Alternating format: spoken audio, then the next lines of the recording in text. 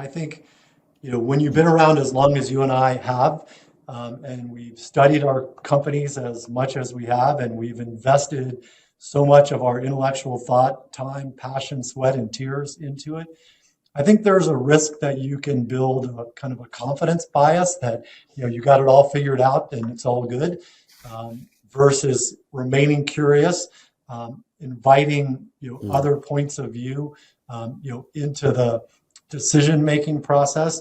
And I think that's one of the limitations. But in the main, I think it's a huge advantage. I think about my career as being a disruptor internally, someone who drove a lot of change before I was the CEO, but someone who studied carefully and who worked across many different parts of USAA. So when I became CEO, I had a network, I knew the talent, I knew how to get stuff done, I understood how the organization worked.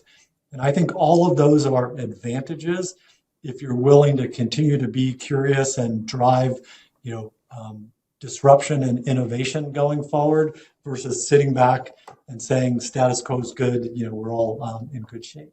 Yeah, I don't know. What do you think? You did the same. No, I couldn't agree with you more. In fact, I was just thinking in my case, I came back, I had left the company and I came back. I was asked to come back to run the company during the financial crisis, and we were not in good shape. And I used to tell the board all the time, at least I know where all the skeletons are in this company, They probably, at the time, they needed somebody to understand where all the skeletons were. No, I think net it wasn't. I love what you just said, though, about curiosity. I do think that sometimes, when you've been at a company for a long time, there's a lot of group speak, and there's a lot of things that unfortunately can draw you down as opposed to, pivoting you forward. So I think if you stay curious and ask a lot of questions, I think it's probably an advantage net.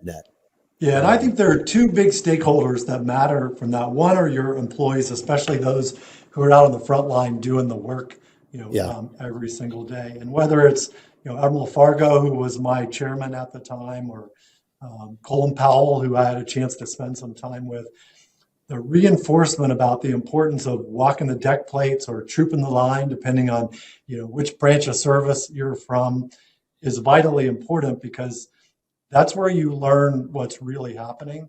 Yeah. That's where you get a chance to break down some of the barriers and drive change, at a faster pace.